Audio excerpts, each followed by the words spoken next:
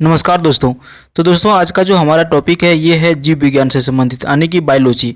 Total इसमें हम लोग जो है 30 अति महत्वपूर्ण प्रश्न को करेंगे जो आपके परीक्षा के दृष्टिकोण से इम्पोर्टेंट है। इसमें ज़्यादातर प्रश्न आपके मानव बॉडी से संबंधित हैं और अगर यदि आप कंप्लीट करते हैं ये 30 प्रश्न तो परीक्षा में इससे अधिक ज़्यादा प्रश्न नहीं पूछे जाते हैं, इसी के अंतर्गत पूछे जाएंगे। ठीक है, तो चलिए हम लोग शुरू करते हैं पहला प्रश्न से। देखिए पहला प्रश्न क्या है कि मानव की पाचन नली लगभग कितने फीट लंबी होती है। सही उत्तर हो जाएगा ऑप्शन सी 32 फीट। मानव की पाचन नली लगभग 32 फीट के आसपास लंबी होती है। आपका दूसरा प्रश्न है मनुष्य में पाचन क्रिया कहाँ पर प्रारंभ होती है। सही उत्तर होगा ऑप्शन बी मुख में। मनुष्य की जो पाचन क्रिया शुरू होती है वो मुख से शुरू होती है। 3 नंबर प्रश्न है मनुष्य में पाचन का अधिकांश भाग किस अंग में संपन्न होता है। सही उत्तर होगा ऑप्शन ए छोटी आंत में। मनुष्य का पाचन का अधिकांश भाग जो है छोटी आंत में संपन्न होता है। आपका अगला प्रश्न है मनुष्य के जीवन काल में कितने दांत 2 बार विकसित होते हैं। सही उत्तर होगा ऑप्शन बी 20 दांत। मनुष्य के जीवन काल में 20 दांत ऐसे दांत होते हैं जो 2 बार विकसित होते हैं। 5 नंबर प्रश्न है अस्थियों एवं पेशियों को आपस में जोड़ता है। कौन कौन सा ऑप्शन है यहाँ पर देखिए, एक नई छोटी पेशी, टेंडन, उपस्थि या फिर लिंगामेंट। तो इसका सही उत्तर होगा ऑप्शन बी, ये जो टेंडन है ये अस्थियों एवं पेशियों को आपस में जोड़ने का काम करता है। आपका अगला प्रश्न है अस्थि में कौन सा लवण सर्वाधिक मात्रा में पाया जाता है। अस्थि मतलब हड्डी, तो अस्थि में कौन सा लवण सर्वाधिक मात्रा में पाया जाता है। सही उत्तर होगा ऑप्शन सी कैल्शियम फॉस्फेट। ये जो कैल्शियम फॉस्फेट है ये शरीर में जो है अस्थि में लवण है जो सर्वाधिक मात्रा में पाया जाता है। 7 नंबर प्रश्न है बहुत इंपॉर्टेंट प्रश्न है वृद्धावस्था में मनुष्य की जो हड्डियां हैं कमजोर क्यों हो जाती हैं। सही उत्तर होगा ऑप्शन बी कैल्शियम की कमी के कारण जो है वृद्धावस्था में जो हड्डियां होती है शरीर की मनुष्य की वो कम हो जाती है। सही उत्तर कैल्शियम की कमी से हो जाएगा। 8 नंबर आपका प्रश्न है दांतों तथा हड्डियों में पाए जाने वाले तत्व कौन से हैं। सही उत्तर होगा ऑप्शन ए कैल्शियम एवं फास्फोरस। ये जो है कैल्शियम एवं फास्फोरस दांतों एवं हड्डियों में पाए जाते हैं। देखिए यहाँ पर एक बहुत बार ऐसा होता है कि लोगों का अगर यदि हाथ या पैर या फिर शरीर का किसी भी हड्डी अगर यदि टूट जाता है किसी भी क्षेत्र का तो डॉक्टर उसको कैल्शियम लेने का सलाह देता है। ठीक है, क्योंकि हड्डियों में जो है कैल्शियम का मात्रा बनेगा तो हड्डियाँ फिर से ज्वाइंट हो जाता है। ठीक है, और ये फास्फोरस, तो ये 2 चीज़ जो है हड्डियों में ज़्यादा पाए जाते हैं। आपका जो अगला प्रश्न है मानव शरीर के किस अंग की हड्डी सबसे लंबी होती है। और इसका सही उत्तर हो जाएगा आपका ऑप्शन ये जांघ की। मानव शरीर की जो जांघ है यहाँ पे सबसे अधिक लंबी हड्डी होती है। जैसे ही कमर के नीचे आपका जो जांघ है ये जो देखिए पूरा लंबा सा एरिया होता है ना, सबसे अधिक लंबा जो हड्डी होता है जांघ की होती है। ठीक है, और ये मोटा भी होता है ज़्यादा, तो ये आपको ध्यान रखना याद रखना है। देखिए आपका अगला प्रश्न है टिबिया नामक हड्डी किस में पाई जाती है। तो देखिए इसका सही उत्तर हो जाएगा आपका ऑप्शन ये टांग में। टिबिया नामक हड्डी जो है ये टांग में पाया जाता है।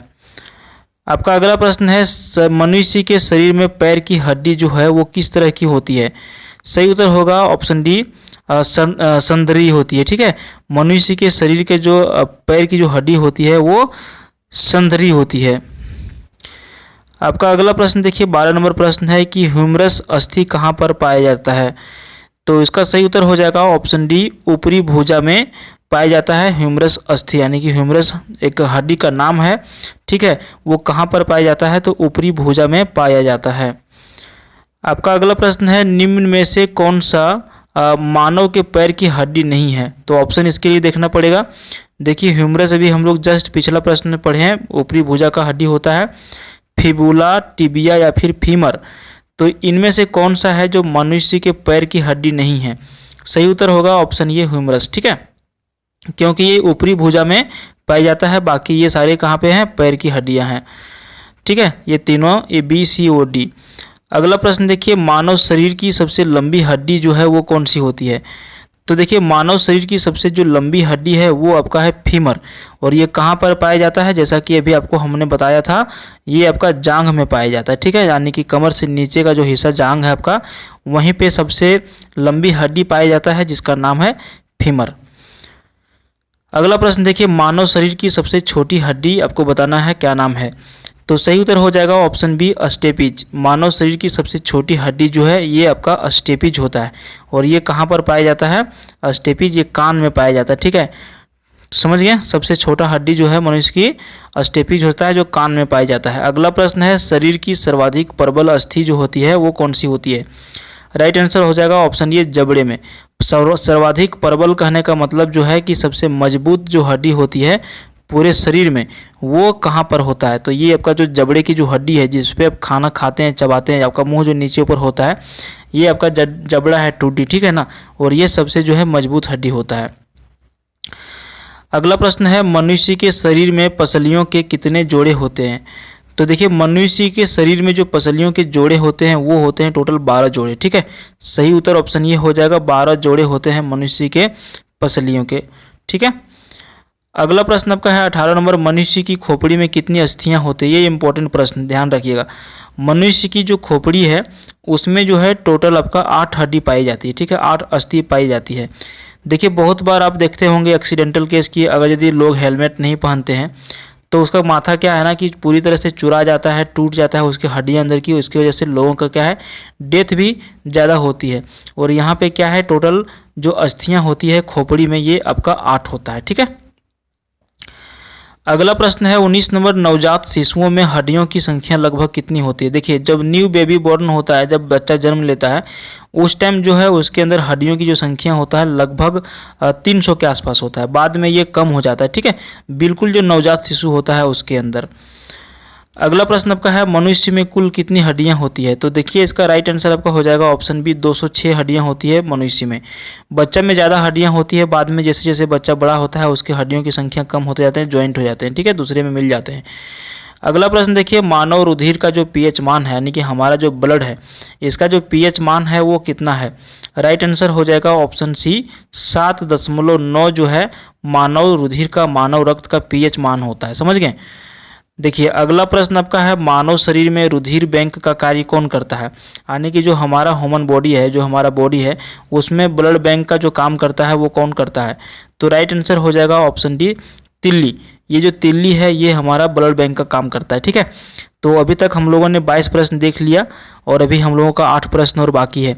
अभी हम यहाँ पे आपसे रिक्वेस्ट करना चाहेंगे कि अगर यदि आपने हमारा चैनल को सब्सक्राइब नहीं किया है तो सब्सक्राइब कर लीजिएगा, क्योंकि इसमें जो है रोज़ कुछ ना कुछ नया वीडियो देखने के लिए आपको मिलते रहते हैं जो बिल्कुल फ्री ऑफ कॉस्ट है। तो उम्मीद करते हैं कि आपने सब्सक्राइब कर लिया होगा। आपको बस सब्सक्राइब के बटन पर क्लिक कर देना है किसी भी तरह से, ठीक है। जब भी नया वीडियो आएगा उसका नोटिफिकेशन आपको प्राप्त करने के लिए बेल आइकन भी प्रेस कर लेना है। अगला प्रश्न देखिए, मानव रक्त प्लाज्मा में प्रायः पानी की प्रतिशत मात्रा में कितनी भिन्नता होती है? तो देखिए, मानव रक्त का जो प्लाज्मा है प्रायः पानी की प्रतिशत मात्रा में जो भिन्नता होती है वो आपका होता है 91 से 92% के आसपास। सही उत्तर ऑप्शन बी हो जाएगा। आपका जो अगला प्रश्न है, रक्त में पाई जाने वाली धातु जो है वो कौन सा होता है? तो देखिए, रक्त में पाई जाने वाली धातु, एक बार हम लोग इसका ऑप्शन देख लेते हैं। देखिए, कैल्शियम, सोडियम, लोहा या फिर जिंक। तो राइट आंसर हो जाएगा ऑप्शन सी, लोहा, यानी कि आयरन इसको कहा जाता है। बहुत जगह आपको आयरन मिलेगा कि रक्त में क्या पाया जाता है, तो रक्त में आयरन पाया जाता है, लोहा पाया जाता है, ठीक है, ये आपको याद रखना है। देखिए, आपका अगला प्रश्न है, रक्त की शुद्धिकरण कहाँ पर होता है? जो हमारा बॉडी में जो रक्त है, जो ब्लड है, ये शुद्ध जो होता है ये कहाँ पर होता है? राइट आंसर चला जाएगा ऑप्शन डी के साथ, ये सभी, यानी कि फेफड़ा में भी शुद्ध होता है, यकृत में शुद्ध होता है और किडनी में शुद्ध होता है।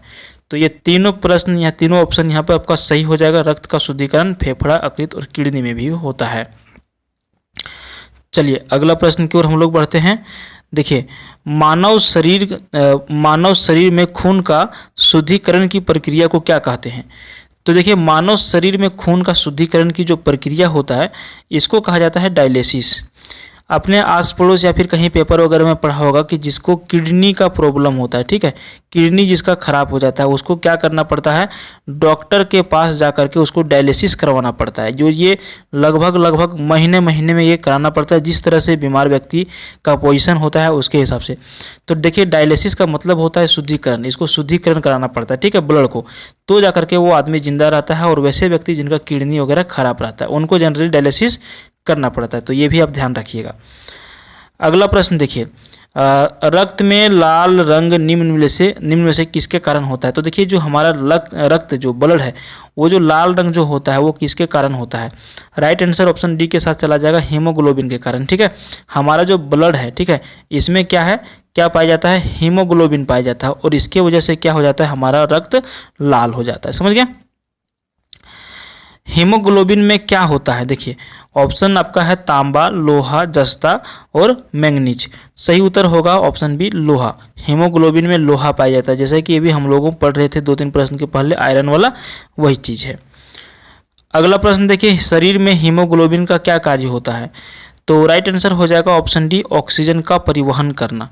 ये जो ऑक्सीजन का परिवहन करना होता है ये हीमोग्लोबिन का काम होता है। जो हम लोग ऑक्सीजन लेते हैं, सांस लेते हैं, ऑक्सीजन वही है ना कि हम लोग सांस में क्या लेते हैं? ऑक्सीजन लेते हैं और कार्बन डाइऑक्साइड छोड़ते हैं, तो वही है हीमोग्लोबिन का कार्य, ऑक्सीजन का परिवहन करना, इस क्षेत्र से दूसरे क्षेत्र में ऑक्सीजन को लेकर के जाना। और यहाँ पर आपका 30 नंबर प्रश्न है, हीमोग्लोबिन किसका महत्वपूर्ण घटक है? तो हीमोग्लोबिन जो महत्वपूर्ण घटक है वो है आपका आरबीसी का।